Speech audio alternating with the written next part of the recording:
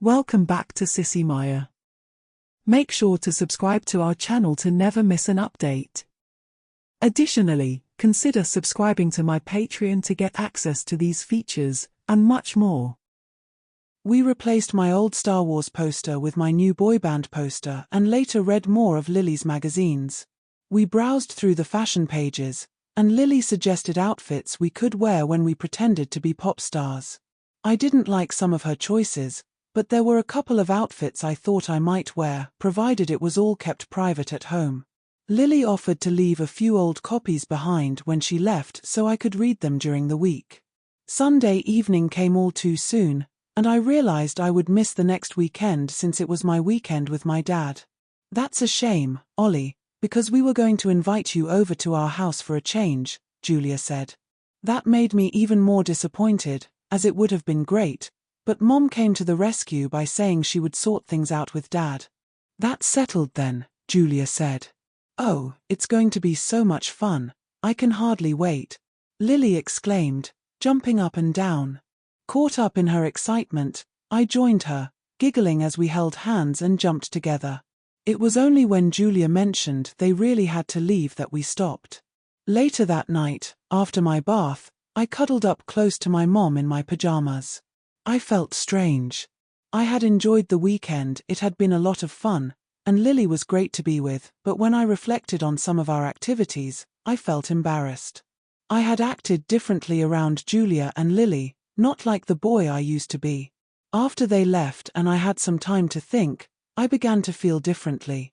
I could hardly believe I had spent much of the weekend wearing tights. It was as if I forgot how boys should behave when they were around, and my mom didn't seem to want to remind me. When they left, I remembered to act boyish again. As I contemplated this, and keeping the leotard incident from last week in mind, a thought crossed my mind. "Mom, I don't have to wear tights to school, do I?" I asked, looking at her. "Oh Ollie, we didn't get you any in school uniform colors," she replied. I felt a wave of relief. "I'll get you some during the week," she continued. "No, it's okay," I said. "It's no trouble," she insisted, and I decided to drop the subject to avoid giving her any other ideas. That night, as I lay in bed, I stared at the poster of the shirtless boy band and questioned why I had bought it. What had I been thinking? The next morning, when Mom laid out my clothes, everything looked normal except for the underwear. It resembled what I had seen Julia buy for Lily. The pants, or knickers, were pastel yellow, accompanied by a matching vest. Both featured a design of buttercups and daisies in the center. Instead of my usual grey school socks, there were white ankle socks adorned with a delicate floral pattern, clearly intended for girls. "Mom," I called down the stairs, "I've got Lily's underwear by mistake." "Don't be silly. It's for you. Go get dressed," she shouted back. "But I'll be laughed at," I protested. "Why, do you plan on taking your trousers off in front of everyone today?" she replied. "Now hurry up, your breakfast is waiting." I felt trapped again. The underwear was clearly for girls and seemed to have been bought specifically for me. The thought that Julia and my mom were determined to turn me into a girl crossed my mind, but I dismissed it as ridiculous. School was becoming a minefield with the things Mom was buying for me. Someone would definitely see my socks and laugh. Then I had an idea. Mom, my mummy, as I'd call her to get my way, was right. I wouldn't be taking my trousers off at school. There was no PE today. I slipped on the knickers and vest, then rushed to the kitchen, shouting, "Mummy, can I wear my black tights today?" I stopped short. "Oh, hello Mr. Carter," I said. "I didn't know you were here. I just brought the pie dish back for your mum." "Your mummy," he replied, looking me over in my underwear and taking in its feminine nature. "I won't stay," he said, and left. Once again, I felt his disapproval weighing on me. Mom smiled at me. "You look lovely, dear," she said. "Now go upstairs and finish getting dressed. And don't forget to wear those lovely new socks." I managed to get through school without incident. I don't think anyone noticed my socks. I did my best to keep them hidden, but I did notice that Chloe had a pair just like them. I spent most of my playtimes with the girls, who invited me to join them whenever they saw I was alone. After a while, it seemed like the best option. The girls in my class were fun to be around, not as much fun as Lily, but enjoyable all the same. The boys mostly ignored me now, even Josh. Later in the week, during PE, we had to form groups to work on a dance together, and Chloe and her friends chose me. I was so grateful since none of the boys wanted me, and I was anxious about being left on my own. As it happened, my group was all in leotards and looked amazing because we were all wearing the same outfits. The other groups were jealous. Mrs. Parker said we were the best, and nobody seemed to notice much when she said, "Well done, girls," at the end. I noticed, though. The truth was I worked better with the girls. If I had been with Josh, I wouldn't have put in as much effort. He was in a group with Jordan, and they got reprimanded several times for goofing off. On PE days, Mom had left out boys' underwear for me, which I thought was silly since I changed into a leotard anyway, but I didn't argue. I was grateful. I really didn't want to face another round of name-calling. The boys seemed to have grown accustomed to the idea of me wearing a leotard now. They didn't tease me about it anymore, but they also ignored me most of the time, just like they did with the girls. I had a whole week's worth of new girl socks to wear, and I thought I had been careful about keeping them hidden under my long trousers. However, on the next PE day, I caught Josh looking at me as I put on a pair that was white with butterflies on the sides.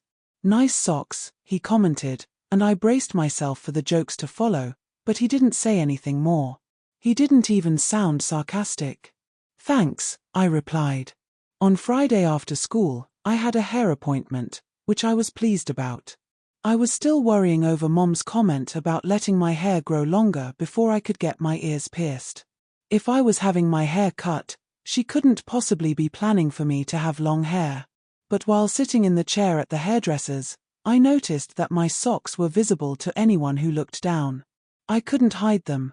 They were white and lacy, the most feminine of all my new pairs, which was why I had saved them for the last day of the week. Mel, my hairdresser, usually asked what I wanted, even though she already knew because Mom always told her. Today, though, she didn't even ask.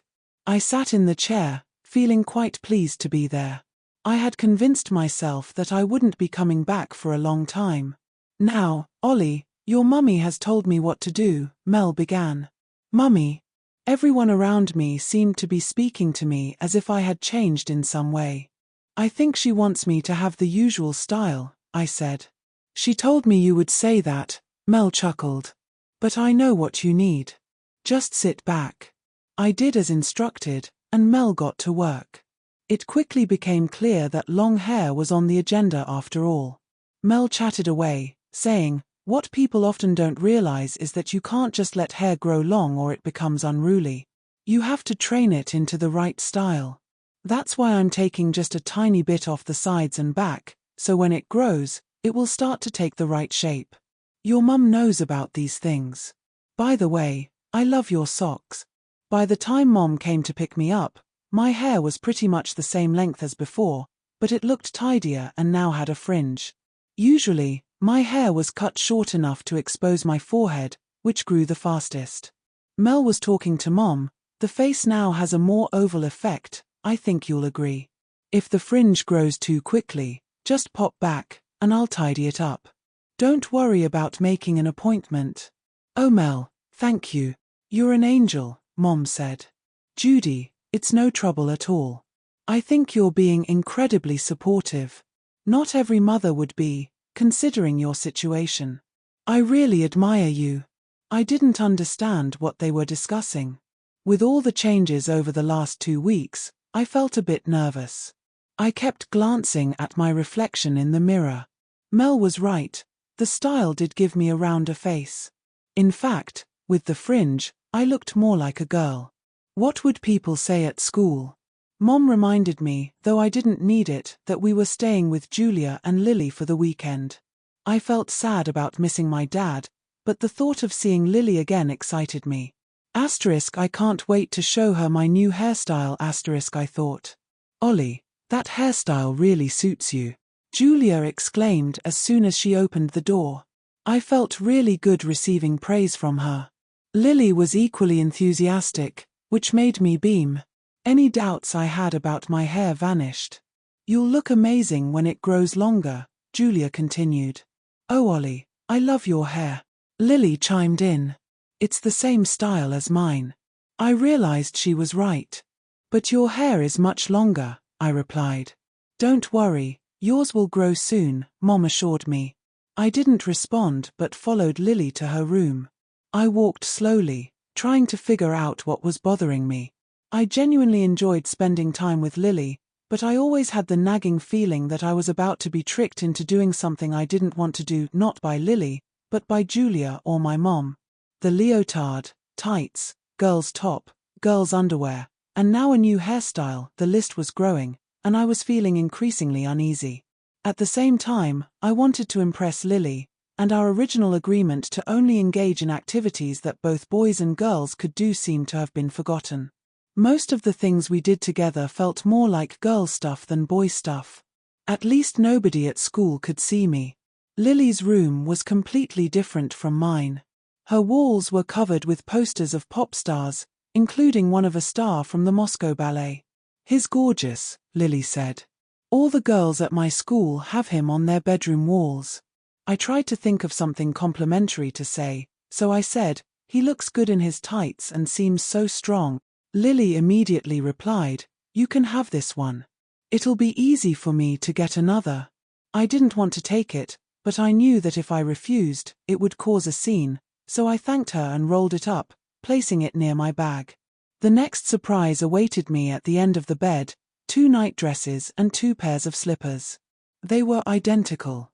The slippers were soft white towels with thin blue lines sewn into them, resembling a skater's dance across the material. They were the type you just slipped your feet into.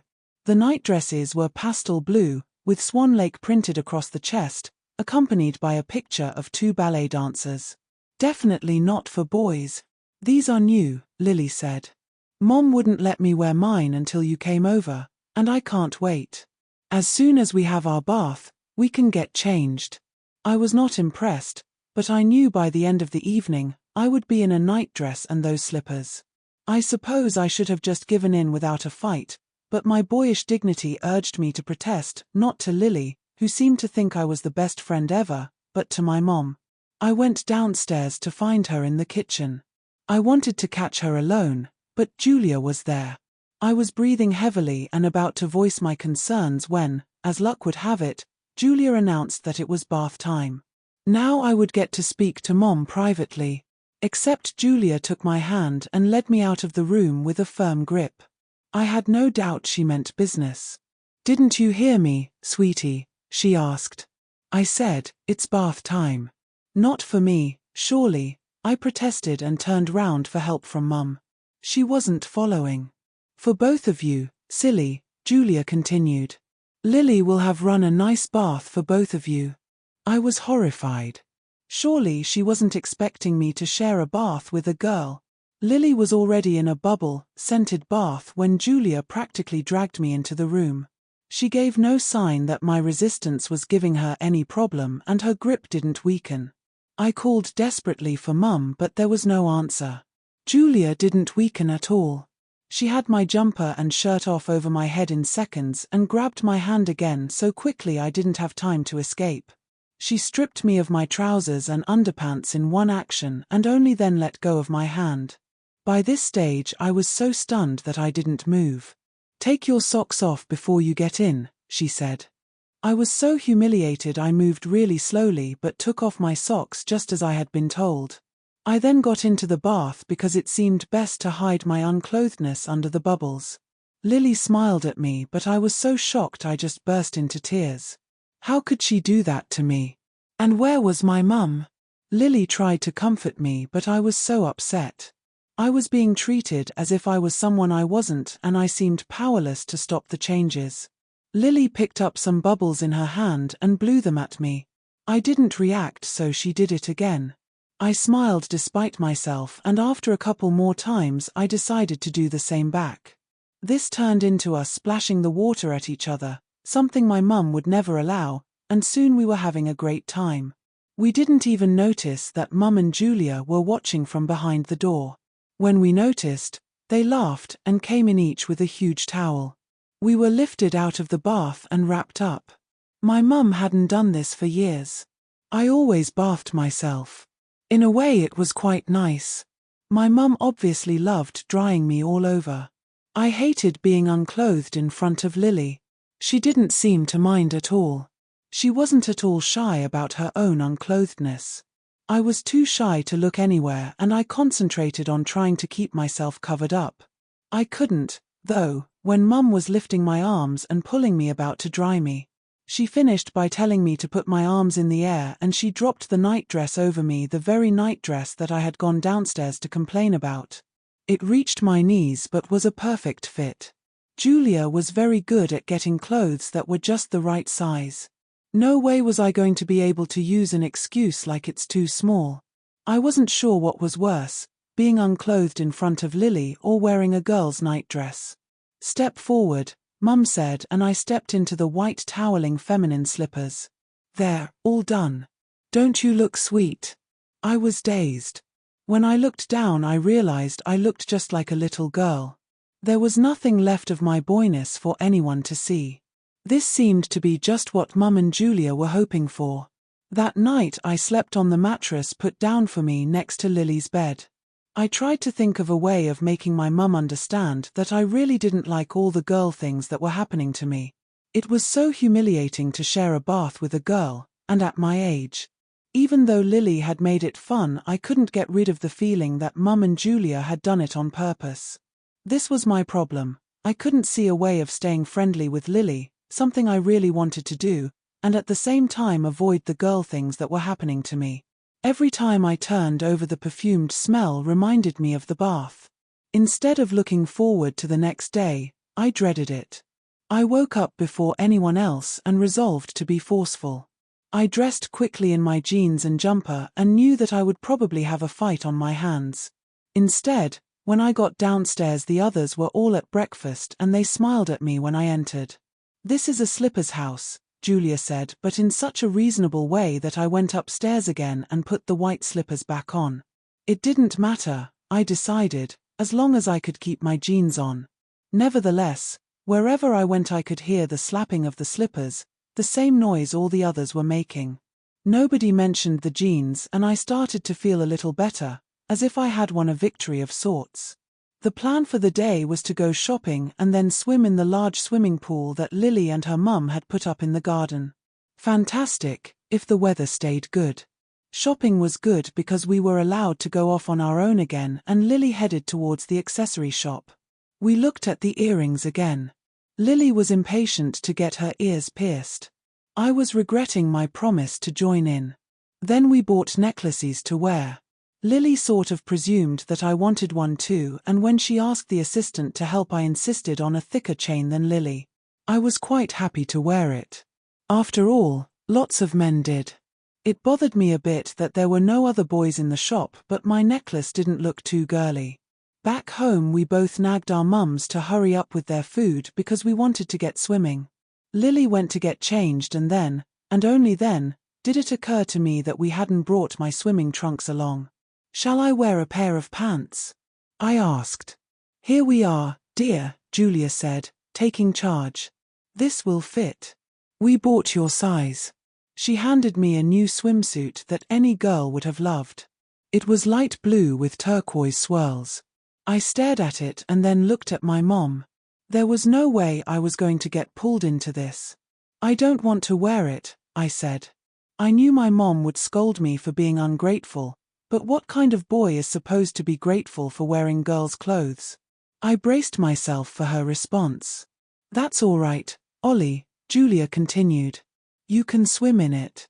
We won't mind, will we, Judy? And Lily has seen it all before," Mom reminded me. "I've changed my mind. I don't want to go swimming," I said firmly. "Lily will be sad," Julia said, but she put the swimsuit away. Another victory.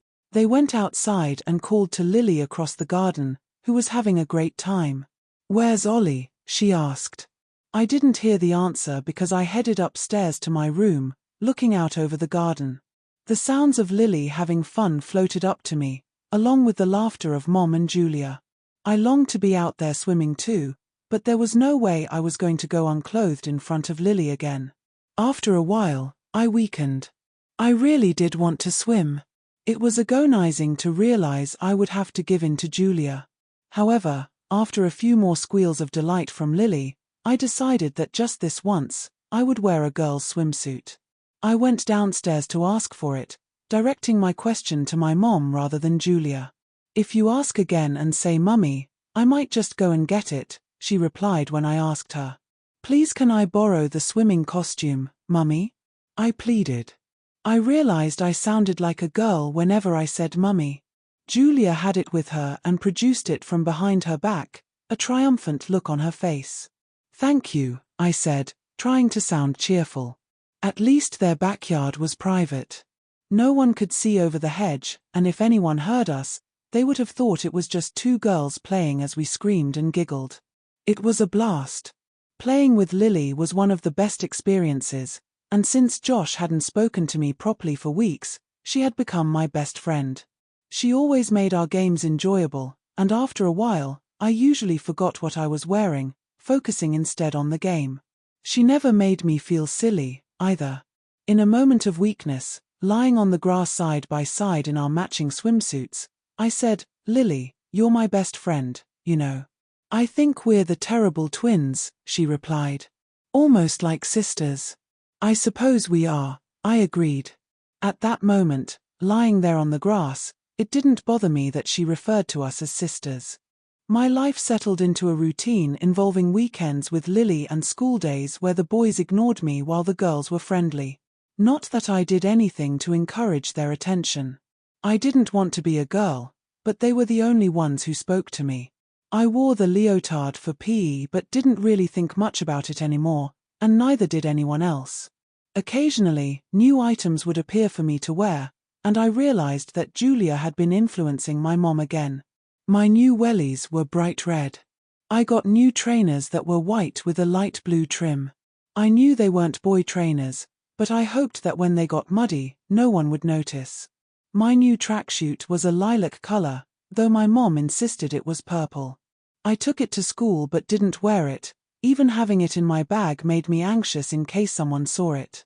My new coat was definitely purple and had a satin sheen to it. Chloe had the same one. It didn't cause a stir at school. Everyone seemed to accept that I was a bit different from the other boys. The posters of the boy band and the ballet dancer in my bedroom were joined by a poster of Aaron Carter, a boy singer with long blonde hair, which Lily gave me along with one of his CDs. I also collected a few plush toys from shopping trips with Lily. I had tossed out my old baby toys a few years ago, but being with Lily made me wish I hadn't. My new duvet cover featured horses galloping along a beach, and Mom bought matching curtains, replacing my old Action Man ones. My Star Wars stuff was gone, and I hadn't played with my PlayStation for months. In some ways, I preferred my new room, and Lily was very encouraging. Mom said, "It's because you're growing up." When we stayed with Julia and Lily, I wore my nightdress and white slippers. At home, I wore my pajamas and boy slippers. That became my normal. I only wore tights when we played ballet dancers, which we did quite often since it was a favorite game. I enjoyed it so much that I actually thought it might be fun to take ballet lessons. The only thing that stopped me from asking was the feeling that it would be another step toward becoming a girl. So I settled for the dancing Lily and I did at home. My collection of tights grew to 6 or 7 pairs in various colors. One time, Mom asked me to take the rubbish to the bin, and since I had been dancing, I decided to dash up the garden in my tights. I slipped on my wellies and took the rubbish out. Mr. Carter was in his garden, and knowing he wouldn't approve of my outfit, I chose to ignore him. I walked up the path in my red wellies, navy blue tights, and red sweatshirt. I felt Mr. Carter's gaze on my back the entire way up the garden and back. I don't care, I told myself. He doesn't understand. My hair grew longer. Each time we visited the hairdresser, Mel trimmed my fringe and tied it up the back and sides, but it eventually reached shoulder length. Blonde hair should be long, Mel said. Otherwise, it's a waste. I even agreed to let her lighten it during one visit, so it became more Scandinavian, as Mel described it. As the months passed, it felt like Mom and Julia had eased up. They certainly didn't insist I wear anything specific anymore, and I began to relax a little. I wanted to get my hair cut since I had longer hair than most of the other boys, even some of the girls. Aside from that, things weren't so bad. The next shift in my life came when I needed new school trousers, and Mom bought me some black ones. I immediately knew they weren't for boys. They were tight at the waist, had no zip, and flared at the bottom. In fact, they resembled the ones several girls at school wore. Not that anyone mentioned it. If the boys noticed, they didn't tease me, and the girls continued to treat me as one of them. I hated that, with my long hair and school trousers under a sweatshirt, there was nothing to distinguish me as a boy. The worst part was that I didn't have any pockets at all. Where did girls keep their things? I soon noticed they all carried pencil cases, so I got one too. It was quite handy. One day at school, Mrs. Parker pulled me aside and quietly said, "If you need to go at any time, you can use the staff facilities." She said the last word more softly than the rest. I didn't understand at first. Go where? I wondered, but then it clicked. She wanted me to use the staff toilet. Why? I asked, genuinely confused. "It's better all around, dear," she replied.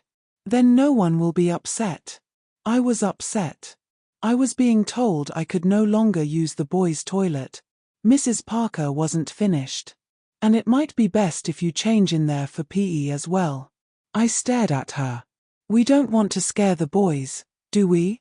I had to face it. People around me were treating me like a girl. In my school uniform, I definitely looked more like a girl than a boy. This was made painfully clear one day after school when we went to the supermarket to pick up a few items. I was wandering around, hanging onto the shopping cart while my mom focused intently on the shelves. Someone bumped into my leg with a cart, and I turned to see a little boy struggling to control one. "Mind the little girl," his mom said. She then apologized to me. My mom smiled at them and said, "No harm done." They walked away, and I stared at my mom, bewildered. I waited until we were in the car before I asked her about it. I didn't want to ask in the supermarket where anyone could overhear. "That woman called me a girl," I said. "I know, dear. Wasn't that sweet? But you didn't tell her I was a boy," I pressed. "Neither did you," she replied. That was true. "Everyone thinks I'm a girl," I continued. "I need a haircut." "Excuse me, you do not," she said, emphasizing each word. I glared at her, and she smiled back. "You look very sweet, and everyone thinks you're adorable. They think I'm a girl." I crossed my arms and sulked back in my seat. A month ago, I wouldn't have dared speak so harshly to my mom, but I felt like I was losing a battle with her and didn't care as much about hurting her feelings. "Why do you make me wear girls' clothes?" I asked. "You wear the clothes that suit you. Isn't that what everyone does?" she countered. "I didn't wear girls' clothes until Julia came along," I shot back. "Now I have girls' underwear, girls' socks, girls' trousers, long hair." "You were the one who started behaving like a girl," she told me. I was shocked to hear this. She was twisting the truth to suit her perspective. I stared at her, and it took me a moment to respond. "I have never behaved like a girl," I shouted, my voice rising. 2 passers-by glanced our way when they heard me, and I sank lower in my seat. "The boys at school don't play with me. Josh doesn't want to hang out with me anymore," I added. "Well, doesn't that just prove my point?" Mom replied. "Boys like to play with other boys. If they don't play with you, it's because they see you as a girl." "They see me as a girl because I wear girls' clothes," I said, trying and failing to hold back my tears. "Oh, Olivia," Mom said softly. "I know this is hard for you, but it's about more than just clothes." She paused. "You act like a girl." She waited for my response. When I didn't say anything, she continued, unsure of how far to go. Your dance moves are so elegant. She paused again, and I looked at her. And you always looked so awkward dressed as a boy. You look more natural as a girl. It just suits you better, love. I fell silent after that, staring out the front window of the car, not even brushing away the tears that were falling. Mom brushed the hair out of my eyes and tucked some strands behind my ear before starting the car and driving away. As soon as we got home, I stormed upstairs and flopped onto my bed. It was then that I remembered she had called me Olivia. I hadn't been called Oliver for ages, always just Ollie to everyone. But my mom had called me Olivia. There was no denying it. I was being turned into a girl, whether I liked it or not. I missed dinner, staying sprawled out on my bed and refusing to join Mom downstairs. I held firm all evening. Mom left me alone for quite a while, clearly aware of how upset I was. It was late when she finally came in. "Time to get ready for bed, Ollie," she said gently. I didn't reply. I wanted her to suffer. I began to think I had made my point. She hadn't repeated the mistake of calling me Olivia.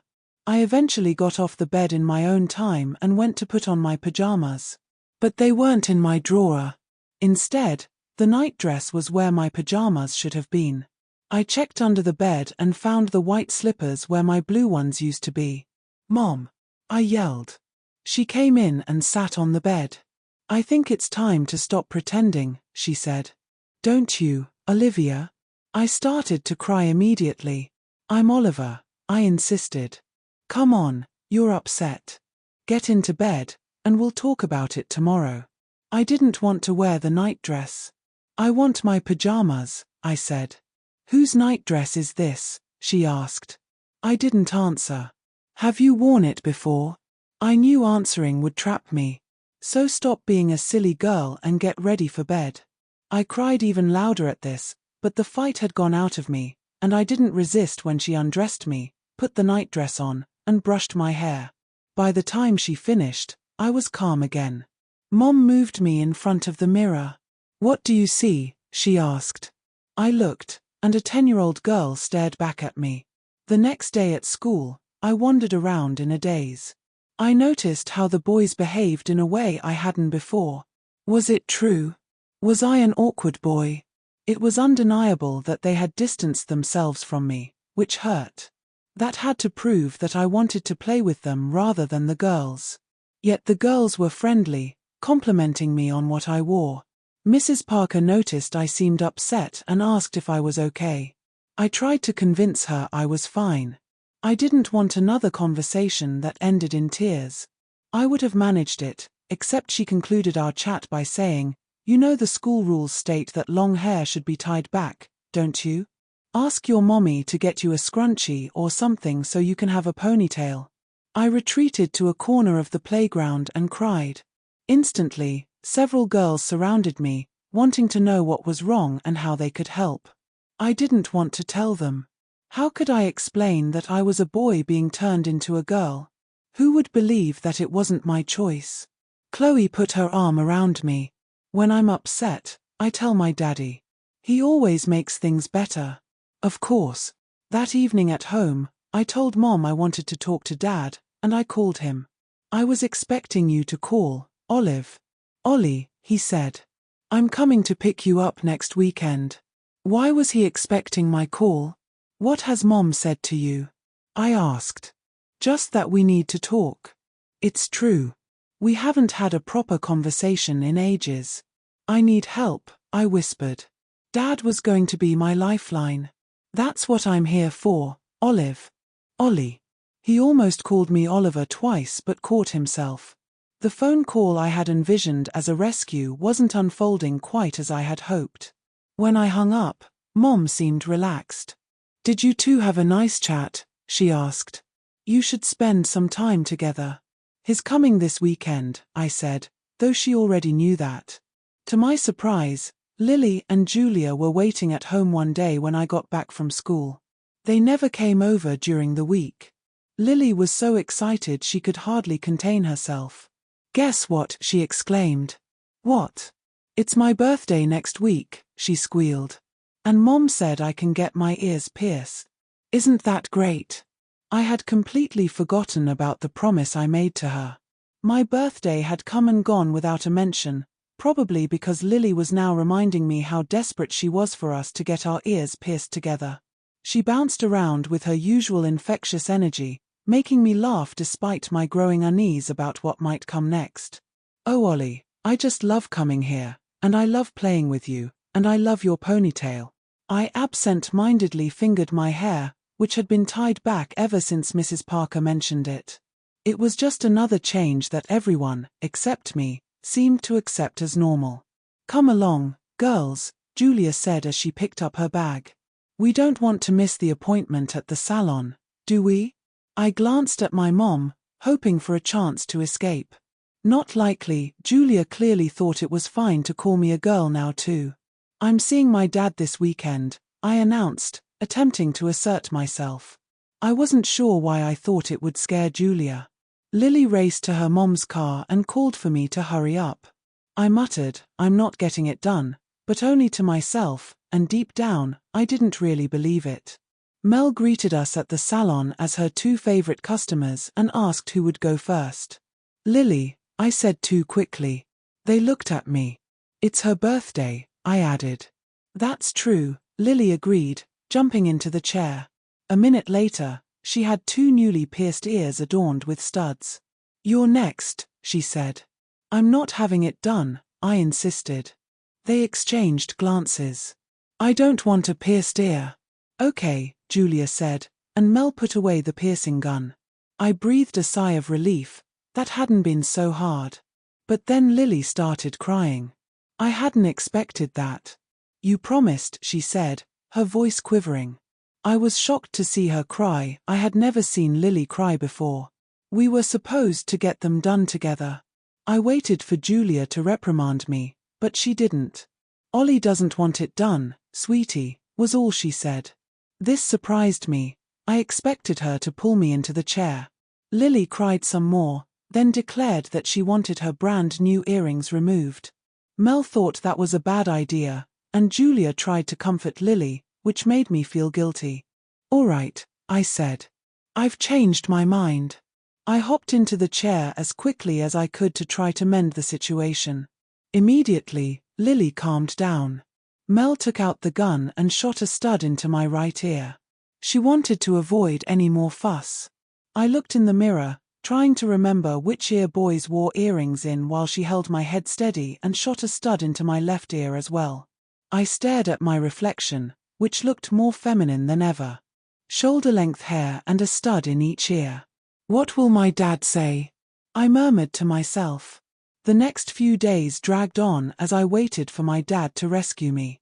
At school, I braced myself for the name-calling that would surely follow my ear piercing. It didn't happen.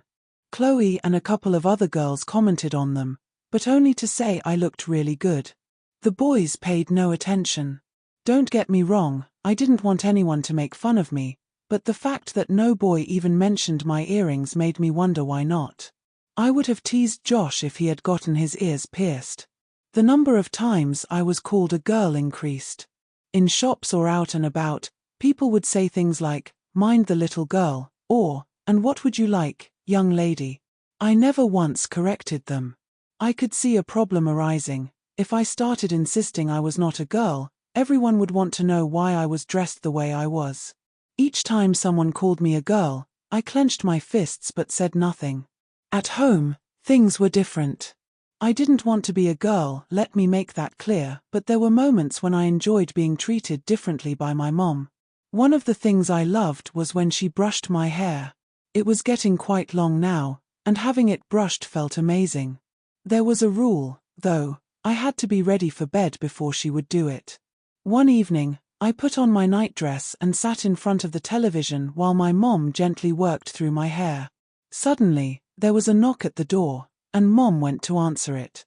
I didn't move, thinking it wouldn't be anyone important, so I was surprised when Mr. Carter walked into the room, chatting with my mom as they came in. "Have a cup of tea," Mom said, "and stay for a chat." Mr. Carter looked me over with his disapproving gaze. I hoped he wouldn't linger because things felt so awkward between us. But he decided to stay and sat down while Mom went to the kitchen. "You look pretty," he said. I couldn't tell if he was being sarcastic or not. I looked down, my face flushing red. "Your hair has gotten very long," he added. "I want it cut," I replied, gathering it up at the back and lifting it. I was acutely aware of just how long it had become. "Sweet earrings," Mr. Carter remarked. I let my hair fall. I had forgotten all about my earrings.